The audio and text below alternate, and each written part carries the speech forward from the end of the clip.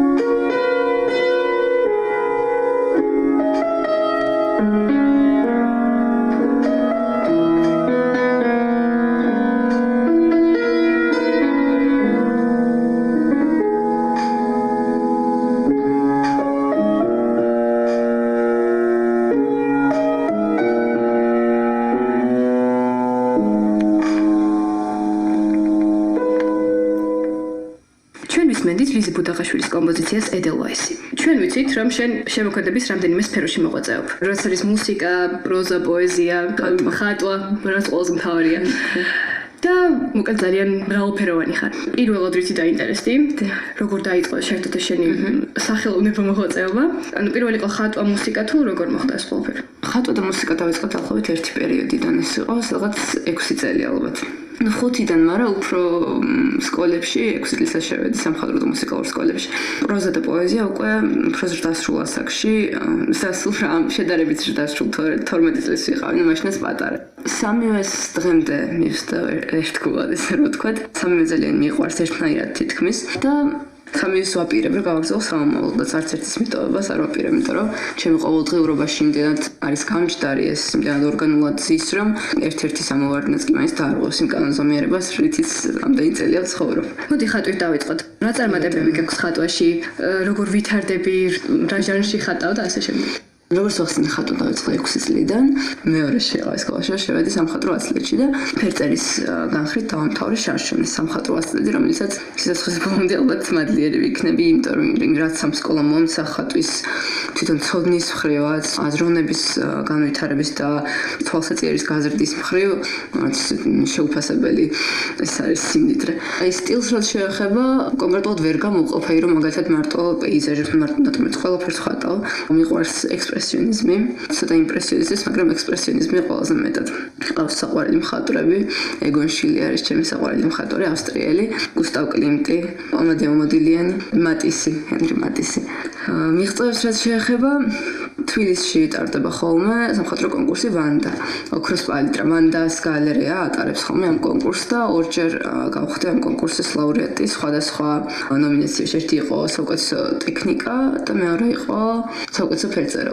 ეს იყო 2013-2014 წლებში. 2015 წელს იყო რომში კონკურსი სახელოვნებო სამხატვრო, სადაც ჩემმა ტილომ ზენიტი სახელად იყო მესამე ადგილი და დაჯილდოებაზე ვიყავით სექტემბერში რომში. კარგად მახსოვს ძალიან.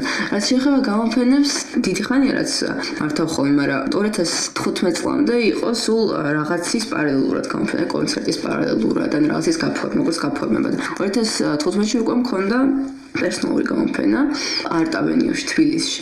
შემდეგ ადრიაში, იტალიაში მქონდა გამოფენა, თუმცა იქ რეპროდუქციები წავიღე, იმიტომ რომ ძნელი იყო წაღება. იმავე წელს ნახატების 2016-ში ვენაში მქონდა გამოფენა, 4 მარტს გაიხსნა ავსტრიაში და წელსაც ავსტრიაში მქონდა აპრილში გამოფენა. კიდევ თუ იგეგმება გამოფენები, თუ ეს სპონტანურად ხდება ხოლმე?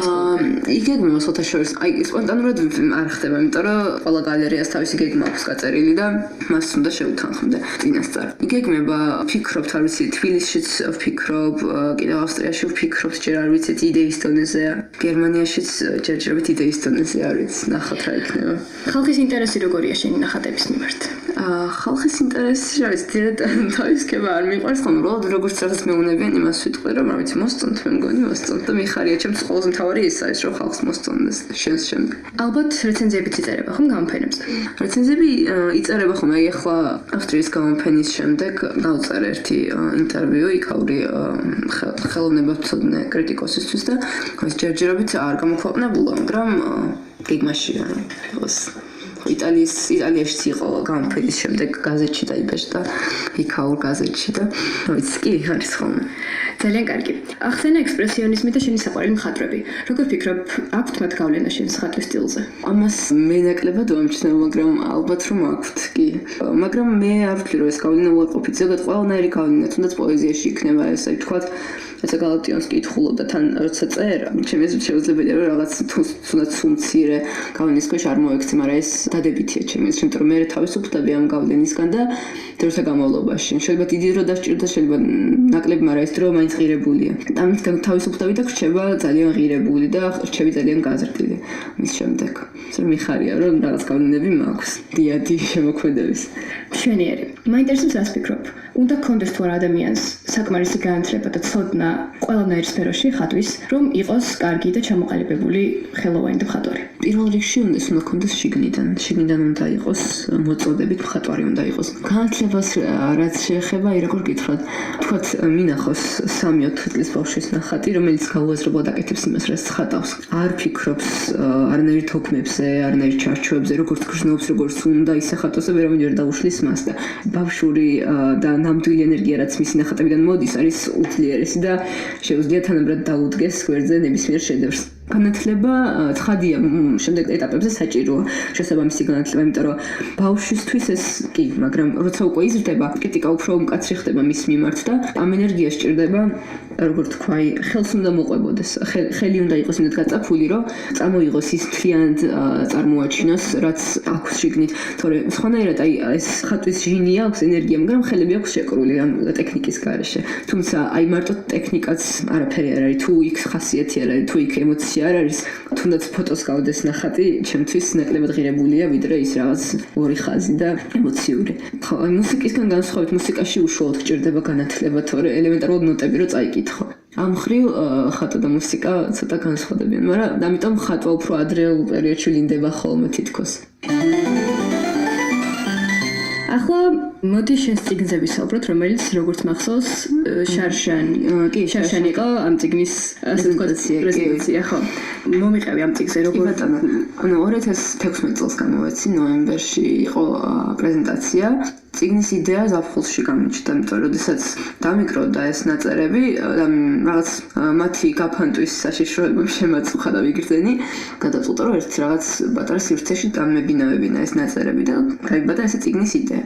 მზესუმძირა, იმიტომ ქვია, რომ ჩემს ცხოვრებაში ძალიან დიდი ადგილი უჭირავს მზეს და ძალიან გამსაზღვრელია ჩემი ხასიათისაც, ჩემი სულიერი მდგომარეობისაც, ყველაფერს. მზესუმძირაც, აი, რაღაც ჩემი ის არის ალტერ ეგო, ესე რომ თქვა, იმიტომ რომ ყველგან ძალიან მიყვარს სუმზიან ადგილებში ვზიარ. თანაც მზეს იმდენად სიმბოლური დატვირთვა აქვს, თუნდაც სახის მეტყოლებაში, რომ მზე არის სიყვარული, მზე არის ღმერთი, აი, უსასრულო ნიშნულობები აქვს მზეს და ძალიან მრავლის მომცველია ჩემთვის და თანაც ისეთი რაღაც არის მზე, რის გარეშეც აი არაფერი არ იქნებოდა ჩემი ჩემი აზრით კი არაფერი იქნებოდა ამ ფონად. შესულია ლექსები და 12 ნოველა, ილუსტრაციებიც მე მეკუთვნის და ამ ილუსტრაციებში ძირითადად ჩემი თავი ყავს გამოსახული და ჩემი აზრით უფრო ეხმარება მკითხველს, რომ წარმოედგინოს რას გრძნობს შენ ამ დროს.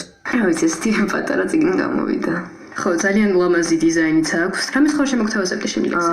კი, წაგიკითხავ და წიგნში არ არის შესული ეს შორეული მზეები, ესე ქვია. შორეული მზეები, ღამეს ემსგავსებიან, ღამეს ემსგავსებიან შორეული მზეები, რისთვის უახლოვდები ტირიფს, გრძელ ფესვებიანს. შენს მაჯებ ქვეშ კვდებიან ნესტიანი დღეები, მახსოვს ნაზის სახელის მდუმარებით ხსენება, ამღრეული გონების ვარდისფერი რკალები და უმანკო სხეულის სულად გამოსვენება, უჩვეულო სიბლანტე ჩუმი გარდაცვალების, ტბები იქცნენ თვალების მონაცრის პროჩრდილებად, შენს ხელებს აქვთ სურნელი და მაშვალი დინების, შეემჩნევათ ყვრიმალებს ქარვის სფერი ცვლილება, უსასრულოდ ჭკნებიან ბაღში გეორგინები. ახლა ვეღარ პოულობ მას, რაც ასეც ხადია და მწუხარე საღამოს ზღვისკენ გაეშურები, შენი ვიწრო კარიდან სათითაოდ გადიან და გტოვებენ ამარა მხოლოდ აბრეშუმების. შემოაკლდათ სიგრილე, საიდუმლო აკლდამებს, ახლა უფრო ძნელია დასასრულის მიღწევა. შერეული ნიავი იკვიპაროსებს საქანებს და შენს თავთან დუმარე ქრიზანთემა ირწევა. შორეული მზეები, ღამეს ემსგავსებიან, ღამეს ემსგავსებიან შორეული მზეები. შენი მკრთალი მკლავები, პერანგს შეხავსებია, მაჯების ქვეშ წლებიან გარდასული დღეები. მაინტერესებს როდის წერ ხოლმე? როგორი სიტუაცია უნდა იყოს, ან შეგიძლია თუ არა სულ დაწერო, ან როდის მოგდის მუზა? როდის წერ? ძირთად წერ მაშინ, როცა ბევრი მაქვს დრო. განა იმიტომ რომ მაგის დროს მინდა, უბრალოდ აი, როდესაც რეჟიმში ხარ, თუნდაც სკოლა, თუნდაც აი სასწავლო პერიოდი როცა არის და არ არის დადეგები, იმდენად ბევრი საფიქრალით გაქვს თავის სავსე, თუნდაც აი, რაც ყოფითი საკითხებით, რომ აღარ გრჩება დრო იმისთვის, რომ რაღაც უფრო სხვა რამეზე იფიქრო იმაზე, რაც და შენ წერისკენ გიბიძგებს და როდესაც არ დადეგებია, როდესაც ისეთი თავისუფალი დროა, მაშინ უფრო ძალიან ბევრ რამეზე ფიქრობ და რაღაც იხვეწება და ჩამოისხება შენს თავში ის ლექსის, როგორ თქვა, საფუძველი. რაც საიდანაც აღმოცენდება მე ეს ნაწერები. გარემოს რაც შეეხება, მაგალითად თუ მივდივარ ძალიან ლამაზ ადგილას, ოთ ბუნებაში ან სადღაც, აი ვერასდროს ვერ იქ ვერ დავშტები და ვერ დავწერ, აი იქ არ შემიძლია, იქ უნდა ვუყურო და იქ უნდა ვისიამოვნო, რისთვისაც ვარ მისული, ან თუნდაც აი რაღაც ულამაზეს ქალაქში ვიყო, თუნდაც თქვა ვენეცია, აიღე თუნდაც ავსტრია, აიღე იქ ვერაფერს ვერ ვწერ, მაგრამ სახლში რომ მოვდივარ, აი მე ილექება უკვე თავში ის ყველაფერი და მე აწყობ ამას რითმებად და მე აძლევ ლექსის ფორმას იმ შთაბეჭდილებას, რომელიც ის ხარ სავსე.